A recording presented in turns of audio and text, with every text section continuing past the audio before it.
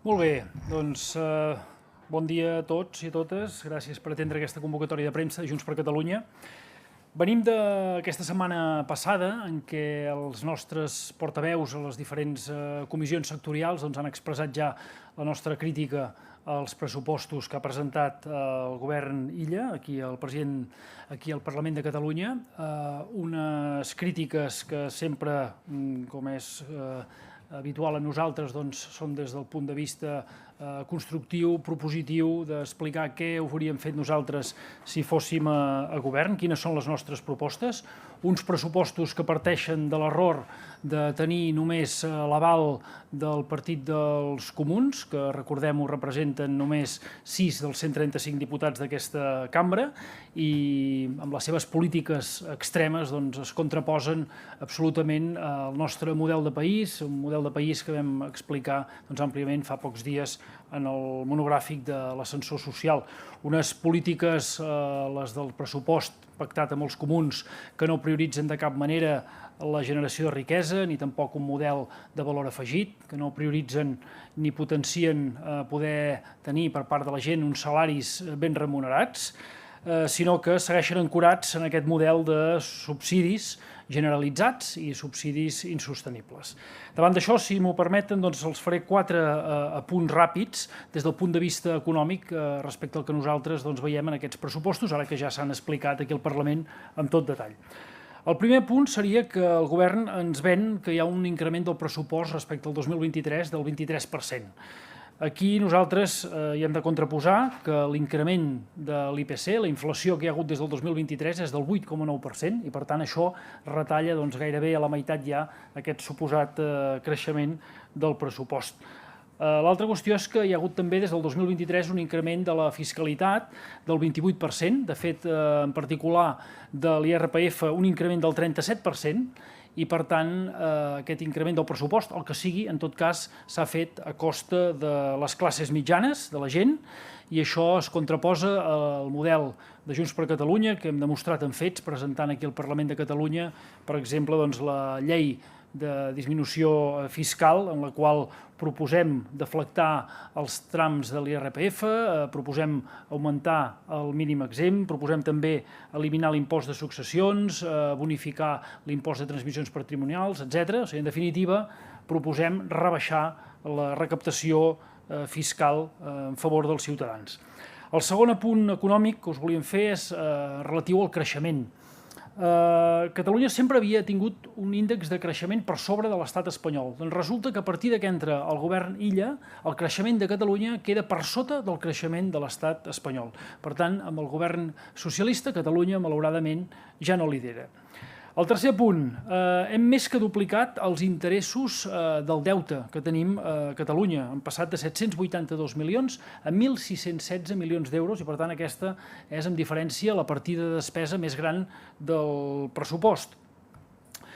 Resulta que a Catalunya, per culpa de l'espoli fiscal, hem d'entrar en el FLA i quan nosaltres, Junts per Catalunya, demanem que es condoni el 100% d'aquest FLA, partits com el Partit Socialista o Esquerra Republicana, amb la seva submissió, es conformen a demanar només la condonació del 20%. Això, evidentment, Junts per Catalunya no ho entenem.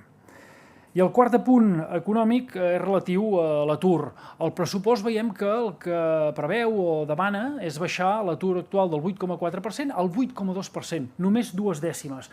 I això són índexs equiparables a països com Grècia. I nosaltres, Junts per Catalunya, el que aspirem és a ser com els millors països de la Unió Europea, els que estan al capdavant, que tenen índex d'atur al voltant del 5%. I això es pot fer aquí a Catalunya. Nosaltres reclamem un pressupost que el que vulgui és portar l'atur català al 5% en 3 anys. Pensem que cada punt percentual que es baixa en l'atur representa una recaptació tan sols en IRPF de més de 100 milions d'euros. Per tant, és absolutament justificat que l'administració inverteixi en aquesta reducció de l'atur perquè molt ràpidament en té un retorn. I aquesta baixada tan poc ambiciosa del 8,4% al 8,2% en atur no s'entén si pensem que resulta que hi ha més de 200.000 empreses a Catalunya que el que diuen és que no poden créixer per falta de personal qualificat i resulta que tenim un atur de 350.000 persones. Per tant, alguna cosa falla en aquests números que fa el govern.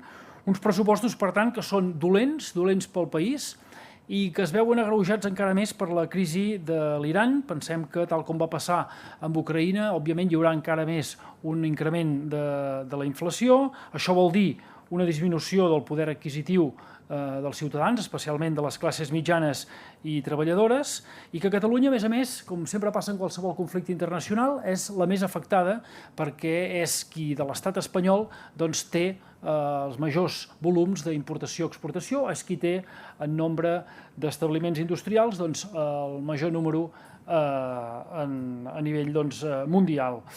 Junts per Catalunya, davant d'això, el que hem fet és preparar, i ho estem treballant, tota una bateria de propostes, de mesures per lluitar contra les conseqüències d'aquest conflicte de l'Iran. De fet, aquest proper divendres tenim una jornada de fiscalitat per acabar de reblar el que seran les nostres propostes en matèria de fiscalitat, però no només seran en matèria de fiscalitat, sinó també pel que fa a l'habitatge, pel que fa a l'empresa, al primer sector, etc.